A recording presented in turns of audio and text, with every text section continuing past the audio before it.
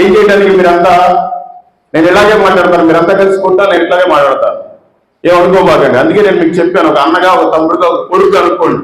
ఈ మాటలు ఎవరు చెప్పడం, ఎందుకంటే సేవకులు కూడా ఈయన కాదండి, ఈయన గురించి నేను తెలుసుకుని అందుకే వచ్చాను. నేను మంచి సేవకుల దగ్గరికి వస్తాను. చాలా మంది కానుకల కోసం సేవ చేస్తారు, ఇవన్నీ ఎవరు చెప్పరు. ఉంటాయి వాక్యాలు, చెప్పినా మీరు వినరు. అందుకే ఆయన చెప్తున్నాడు ఫిలిప్పీయులకు రాసిన పత్రిక 2:21, అందరూ తమ సొంత కార్యములనే చూసుకొనుచున్నారు కానీ యేసుక్రీస్తు కార్యములు చూడరు. సంపాదించుకో, రోజు పొద్దున్న 4 గంటలకు పో, కరువు పనికి పో, లేదా ఇంకేదో కూలి పనికి పో, లేదా కాంట్రాక్ట్ పని చేయలేదు, దేశాల్లో బిల్డింగ్ కాంట్రాక్ట్ చేయి, లేదా ఇంకేమో చెయ్యి, మొత్తం సంపాదించు. ఏదో ఒక రోగం పెడతాడు, మొత్తం చచ్చిపోతాడు. ఏం చేయడానికి సంపాదన?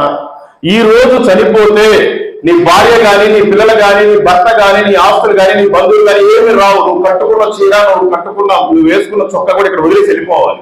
వెళ్ళిపోతే ఆయన ఎదుట నిలబడే అంత ప్రత్యక్షత నీకుందా? అంత పరిశుద్ధత నీకుందా?